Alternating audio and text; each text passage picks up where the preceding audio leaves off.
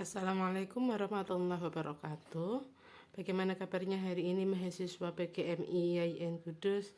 Bertemu lagi dengan saya Ibu Irma Rumaya Syurfa Munif dalam mata kuliah pembelajaran matematika MI atau SD. Hari ini kita akan membahas mengenai teori belajar matematika. Untuk teori belajar matematika sendiri itu sama dengan teori-teori belajar yang lain, cuma ada yang lebih spesifik yang kemudian akan saya rangkum dalam mata kuliah ini. Oke, Anda pasti masih ingat tentang pembelajaran di perkuliahan yang sudah lalu, yakni Anda dapatkan dalam mata kuliah pengantar ilmu pendidikan, kemudian dalam mata kuliah strategi belajar mengajar. Nah, itu ada banyak aliran-aliran belajar. Di dalam aliran-aliran belajar itu ada teori belajar atau teori pendukung dari aliran belajar tersebut. Di dalam matematika itu kita gunakan beberapa macam aliran belajar yang ada. Yang pertama adalah aliran belajar kognitivisme atau kognitivistik. Kemudian yang kedua adalah aliran belajar konstruktivisme atau konstruktivistik, dan aliran belajar yang paling tua yakni aliran belajar behaviorisme atau behavioristik. Oke, langsung mari kita lihat mengenai teori-teori belajar dari pembelajaran matematika. Itu ada 8 yang kemudian saya susun dalam PPT ini. Yang pertama adalah teori Thorndike. Kemudian yang kedua adalah teori Ausubel, yang ketiga adalah teori dari Jean Piaget, yang keempat adalah teori dari Vygotsky, yang kelima adalah teori dari Brunner, yang keenam adalah teori dari George Polya, yang ketujuh adalah teori dari Van Hill, dan yang terakhir adalah RME atau Realistic Mathematics Education. Oke, mari kita bahas satu persatu. Yang pertama adalah teori dari Thorndike. Untuk Thorndike sendiri masuk ke dalam teori belajarnya si Thorndike ini masuk ke dalam aliran belajar behaviorisme atau behavioristik. Untuk aliran belajar behaviorisme ini di dalam matematika teori Thorndike disebut dengan teori penyerapan. Untuk di PPT sudah saya tuliskan, itu ada diberikan warna kuning. Itu saya ambil dari salah satu buku yang menyampaikan tentang teori Thorndike. Kenapa dia disebut dengan teori penyerapan? Dalam teori Thorndike ini dianggap peserta didik itu hanya sebagai penerima pengetahuan yang pasif. Jadi proses belajar itu kaitannya dengan bagaimana guru memberikan satu konsep atau keterampilan baru saja. Berarti di sini peserta didik itu dia hanya menerima saja, menyerap apa yang diberikan oleh guru, yang aktif adalah gurunya atau sumber belajarnya. Berarti bisa guru, bisa sumber belajar. Di dalam teori Thorndike ini atau teori penyerapan ini, peserta didik itu dianggap sebagai satu kertas yang kosong yang siap diisi oleh gurunya. Jadi peserta didik ini hasil belajarnya nanti tergantung dengan bagaimana guru ini mendidik dari atau membelajarkan satu konsep atau keterampilan baru terhadap peserta didik. Tidak bergantung pada peserta didiknya. Di dalam teori Thorndike ini itu konsep dan keterampilan yang diberikan atau konsep dan keterampilan baru yang ditambahkan pada konsep yang sudah lama, itu konsep lama itu tidak berpengaruh terhadap konsep dan keterampilan yang diberikan, yang baru diberikan. Jadi kalau di teori kognitivisme, teori konstruktivisme itu kan konsep lama. Misalnya untuk konstruktivisme, konsep lama itu kan digunakan untuk membangun konsep yang baru. Nah, atau konsep yang lama itu digunakan untuk membangun pemahaman mengenai konsep baru yang akan diberikan. Seperti itu kan. Kalau di sini enggak. Jadi konsep baru ataupun keterampilan baru yang diberikan itu tidak ada kaitannya atau tidak diintegrasikan dengan konsep lama yang sudah ada. Jadi benar-benar seketika itu juga, saat pembelajaran itu juga, konsep dan keterampilan baru yang ditambahkan itu tergantung dari apa yang guru atau bagaimana guru menyampaikan kepada peserta didik. Nah, konsep dan keterampilan yang baru ini biasanya disebut dengan stimulus. Responsnya apa? Responsnya adalah hasil belajar. Jika stimulusnya diberikan dengan baik, sumber belajarnya itu diberikan sumber belajar, kemudian bahan belajar yang mau diberikan dalam bentuk konsep dan keterampilan itu diberikan dengan stimulus yang baik atau rangsangan yang baik, yang artinya itu tergantung dengan pendidiknya atau gurunya, maka akan menghasilkan respons atau hasil belajar yang baik pula.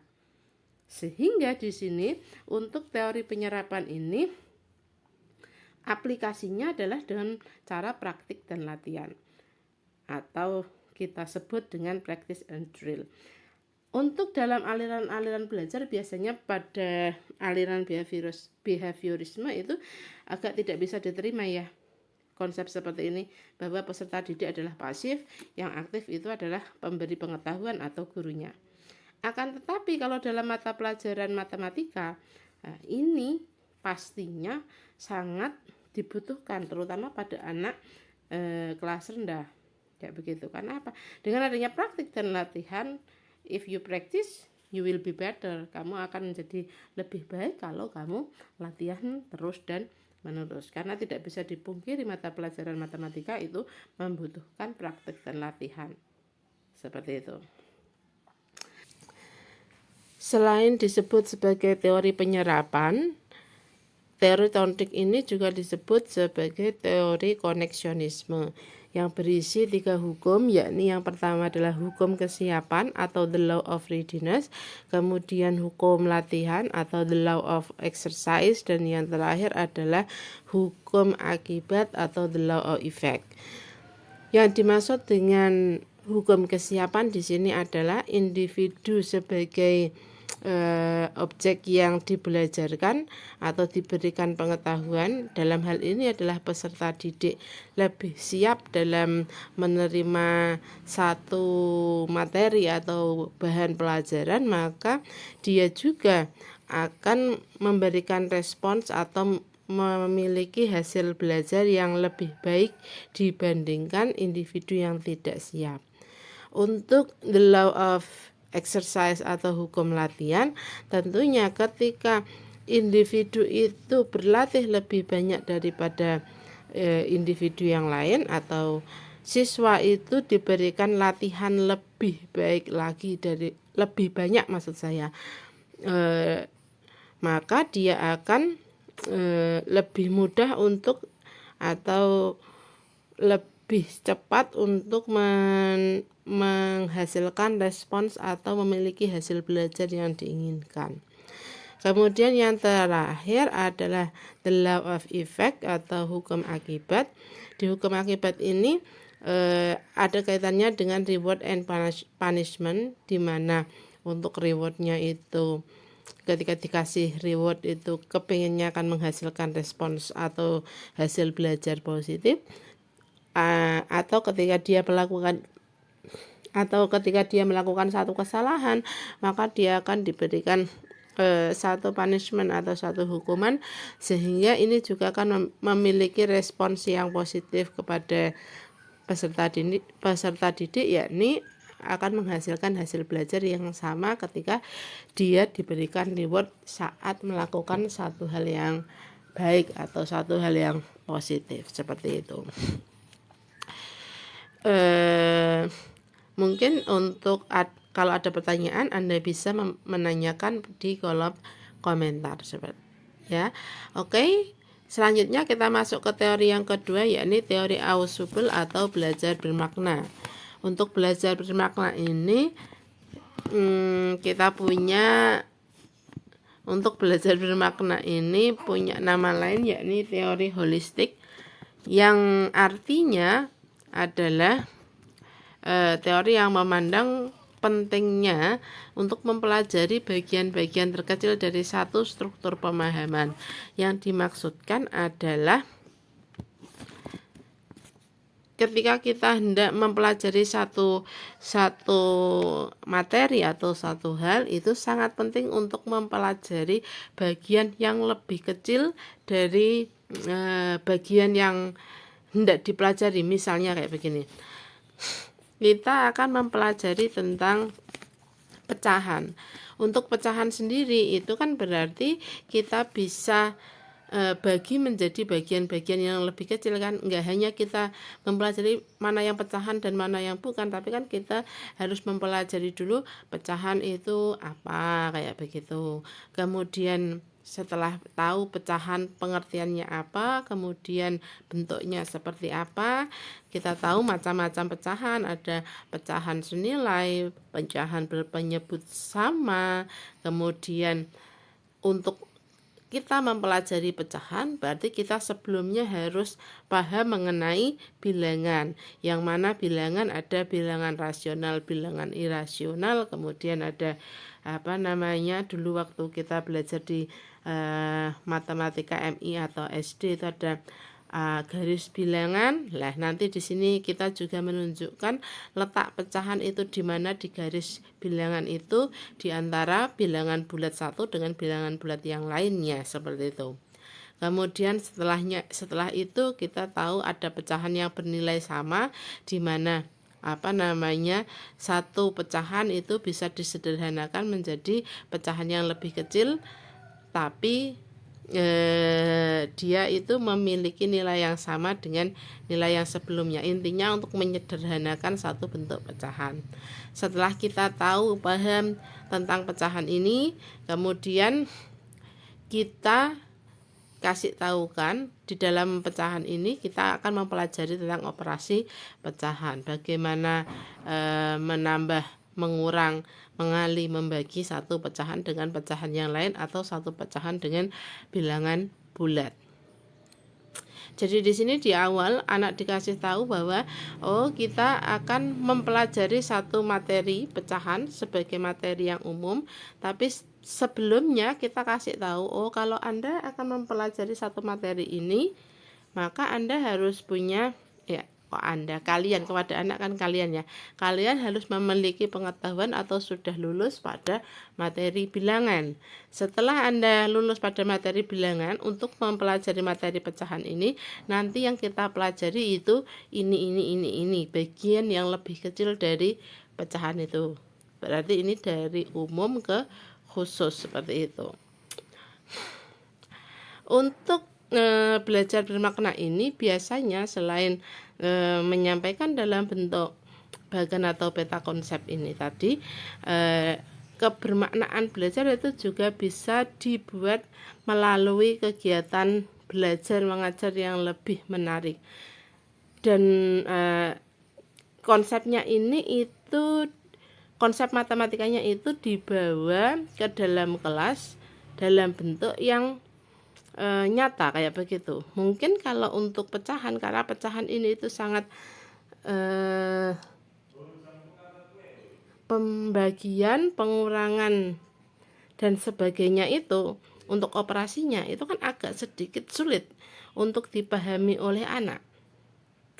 Seperti di media dan bahan manipulatif yang kita bahas itu kan misalnya setengah dibagi 2 itu harusnya hasilnya adalah 1/4, tapi untuk beberapa anak mungkin mereka menganggapnya itu adalah 1 dibagi 2 itu dapat 1, berarti hasilnya bisa 1.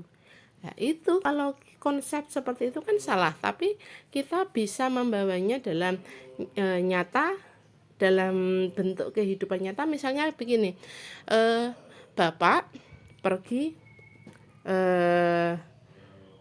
ke rapat, pulang membawa separuh roti hasil snack rapat itu, setengah. Ada setengah roti yang dibawa pulang, kemudian harus dibagi dengan adik. Berapa bagian yang didapatkan kamu dan adik kamu? Nah, nanti kan paham tuh, setengah dibagi 2, dapatnya 1/4 bagian yang sama besar. Berarti di sini kebermanfaatan belajar itu juga bisa didapatkan melalui kegiatan belajar mengajar yang lebih menarik dengan membawa konsep yang harusnya abstrak seperti pecahan dibawa ke dalam kehidupan nyata, sehingga ditunjukkan gimana operasi matematikanya itu bekerja dalam kehidupan nyata. Untuk belajar bermakna sendiri ini dalam teori Ausubel itu dinyatakan atau diwujudkan dalam bentuk konsep atau peta konsep. Nah, kemudian cara yang lainnya adalah dibuat dalam bentuk rangkuman. Di dalam teori belajar bermakna atau teori dari Ausubel ini ada 3 komponen logis yang harus dimasukkan ya. Yang pertama adalah materinya tadi itu harus logis, kemudian siswa bertujuan untuk mempelajari materinya, dan materi yang lalu dapat dikaitkan dengan materi yang akan diberikan. Teori belajar matematika yang ketiga adalah teori dari Jean Piaget. Dalam teori Jean Piaget ini dia disebut sebagai teori perkembangan intelektual. Teori Jean Piaget ini adalah merupakan masuk ke dalam aliran teori belajar konstruktivisme. Bahkan dia merupakan landasan aliran dari konstruktivisme itu sendiri. Jadi dia beda banget dengan aliran teori belajar yang sebelumnya, yakni teori Thorndike, yang mana dia masuk ke dalam behaviorisme. Dalam teori perkembangan intelektual ini Piaget mengibaratkan ketika satu anak itu menerima satu pengetahuan yang baru, itu dia langsung secara otomatis akan membentuk pengetahuan barunya ini, itu akan membentuk satu nokta atau satu titik tertentu di dalam otak, atau nanti akan ditempatkan di dalam otak sebagai satu memori, kayak begitu. Atau kalau diibaratkan sebagai satu kertas putih kayak begitu, kalau kita pakai analogi dari Thorndike, itu ketika diberikan satu pengetahuan maka akan terbentuk satu titik atau satu nokta di dalam kertas tersebut atau di otak yang akan tersimpan. Ketika ada pengetahuan lain yang baru, taruhlah misalnya titik yang pertama adalah bilangan, mengenai bilangan, anak dikasih pengetahuan bilangan itu contohnya itu 1, 2, 3, 4 dan seterusnya. Ketika anak akan diberikan pengetahuan yang baru lagi di lain kesempatan, misalnya ada tentang bilangan rasional dan bilangan irasional, nah itu akan terbentuk noktah yang banyak. Nanti ada noktah bilangan rasional, noktah pecahan, noktah bilangan bulat, noktah bilangan 0, noktah bilangan bulat negatif atau noktah bilangan bulat positif. Nah, nanti mereka ini akan dihubungkan sendiri oleh setiap anak yang sudah mendapatkan setiap pengetahuan itu tadi tentang dari banyaknya jenis-jenis bilangan itu tadi, untuk mereka merekonstruksi pengetahuannya sendiri, dimana misalnya untuk bilangan pecahan kayak begitu kan, kita anak syaratnya harus paham dulu mengenai bilangan angka 0, 1, 2, 3 sampai akhir, ya kan? Atau bahkan kalau misalnya ada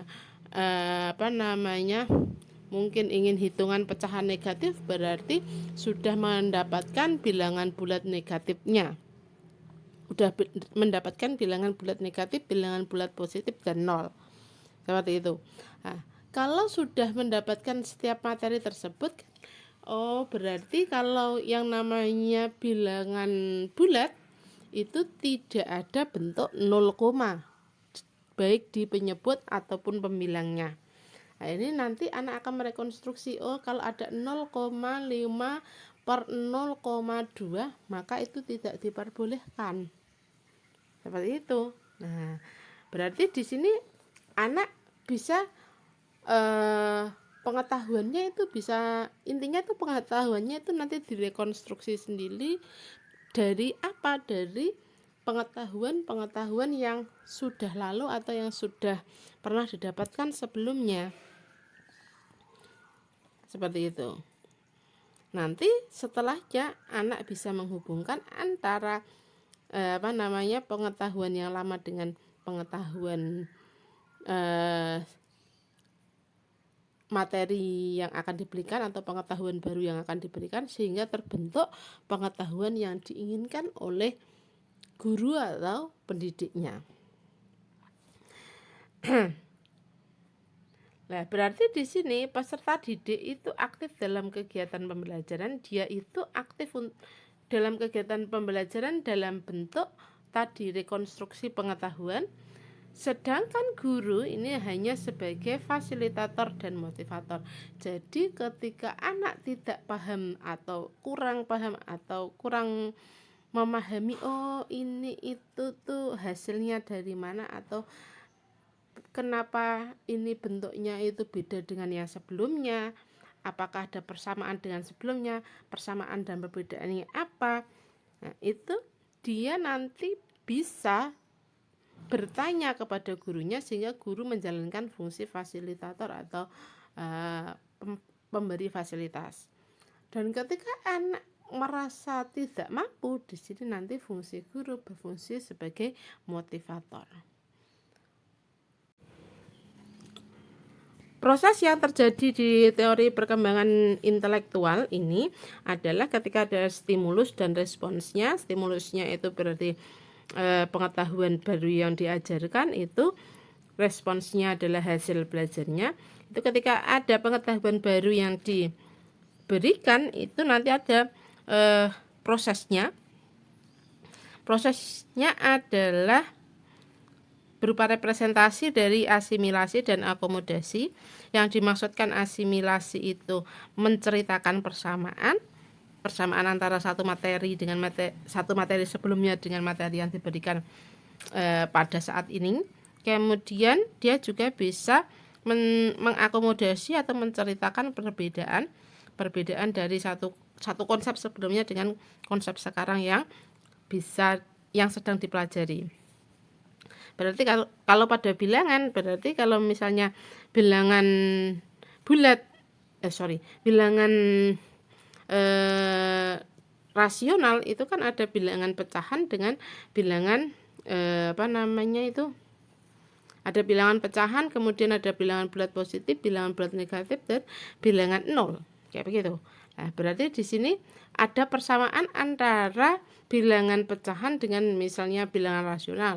Kemudian ada persamaan antara pecahan dengan bilangan bulat positif, di mana pecahan itu penyebut dan pembilangnya itu merupakan bilangan bulat, seperti itu. Nah, berarti di sini dia sudah bisa mengasimilasi, mencari persamaannya. Untuk perbedaannya, bentuknya itu dalam bentuk ada penyebut dan pembilangnya. Oh, perbedaannya di mana?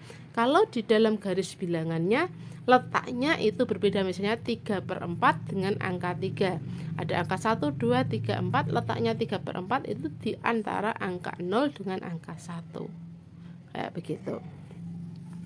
Kalau sudah melalui proses asimilasi dan akomodasi, diharapkan hasil belajarnya atau responsnya itu terkonservasi.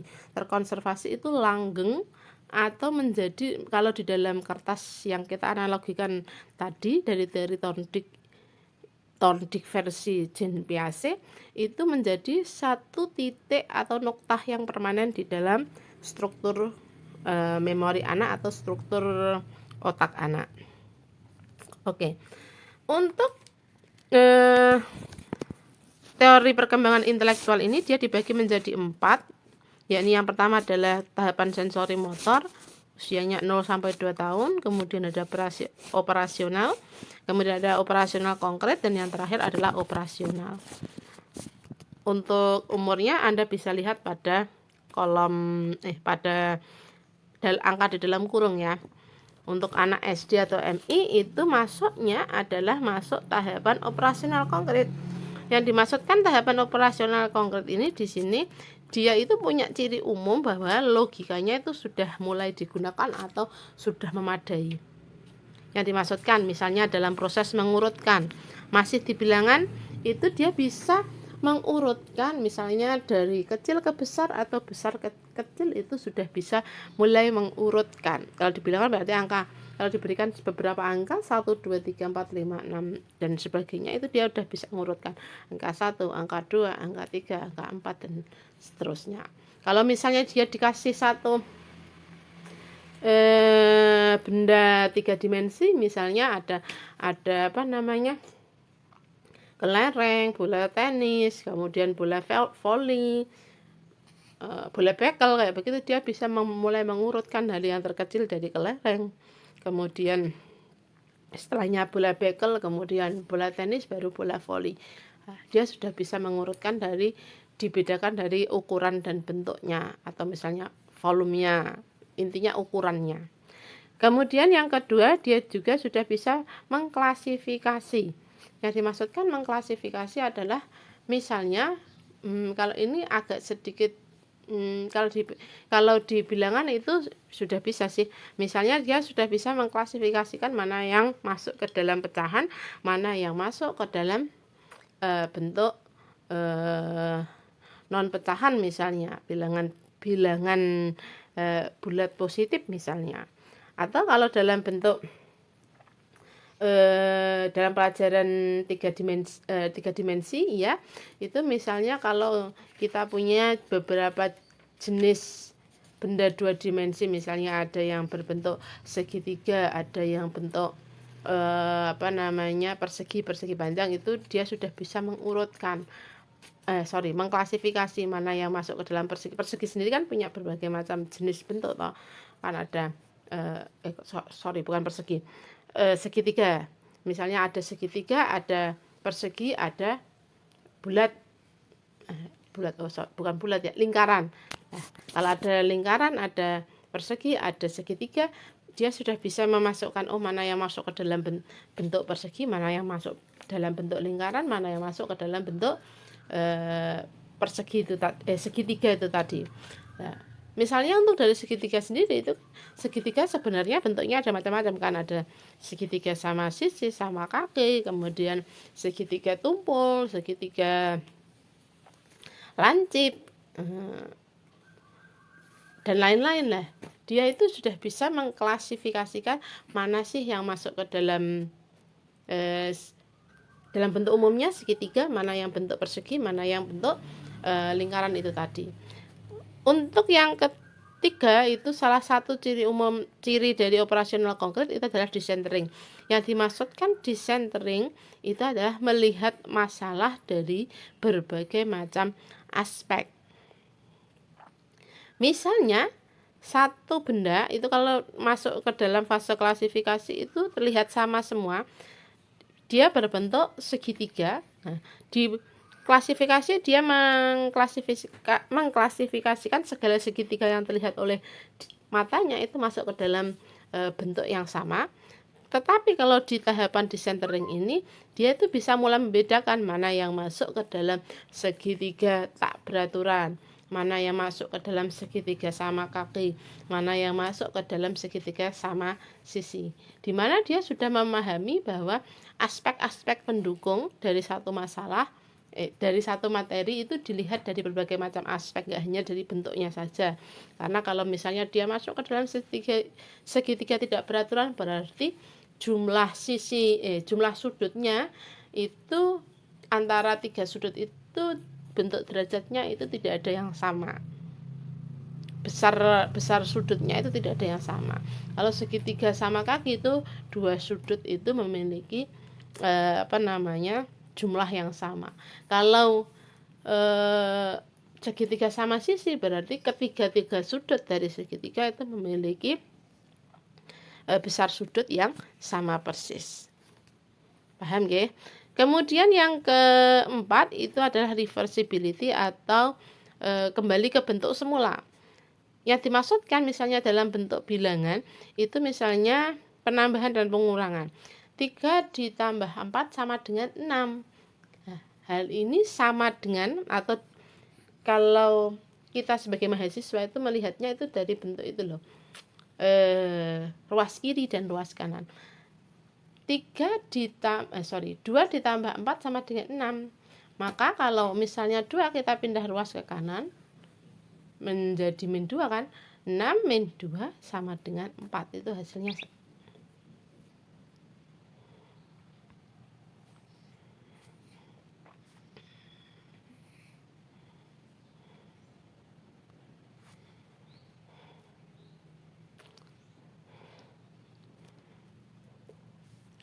Contoh dari 1, 2, 3, 4. Yang keempat adalah reversibility atau kemampuan untuk kembali ke bentuk yang semula. Misalnya 2 ditambah 4 itu sama dengan 6. Hal ini sama juga dengan nilainya adalah 4 sama dengan 6 dikurangi 2. Atau kalau kita yang dalam bentuk mahasiswa, kita yang dalam jenjang mahasiswa itu menyatakan ada ruas kiri dan ruas yang kanan. Artinya bentuknya itu sama, cuma itu ada pengalihan dari posisi tempat dari bilangan dalam operasinya. Kemudian yang kelima adalah kuantitas. Kuantitas yang dimaksudkan adalah jumlah yang terlihat itu tidak berhubungan dengan bentuk atau tampilan dari satu benda ya. Misalnya gini, kalau kita melihat volume dari satu benda ya, ini kalau dibilang kan agak sedikit susah mencari contohnya. Kalau di volume itu kita bisa melihatnya dengan jelas. Misalnya itu ada satu kerucut, kan kita tahu ada hubungan antara kerucut, bola, dan yang satunya lagi adalah tabung kan. Nah, misalnya kita mempunyai satu kerucut yang berbentuk 3 dimensi itu tadi, kemudian kita isi air. Ketika kita isi air kemudian sampai penuh, kerucut ini punya tinggi yang sama dengan tabung. Kemudian yang kerucut itu kita kasih air sampai penuh. Kalau sudah penuh, karena ini tadi kan punya tinggi yang sama. Kalau anak dalam tahapan usia yang praoperasional menganggapnya air di dalam kerucut karena tingginya sama dengan tabung, berarti volumenya harusnya sama dengan tabung juga. Tapi kalau anak pada usia operasional konkret, dia udah bisa memahami misalnya kalau air di dalam kerucut itu dengan air di dalam nanti kalau air dalam kerucut itu dimasukkan di tabung, itu tidak mungkin memenuhi seluruh isi tabung. Karena apa?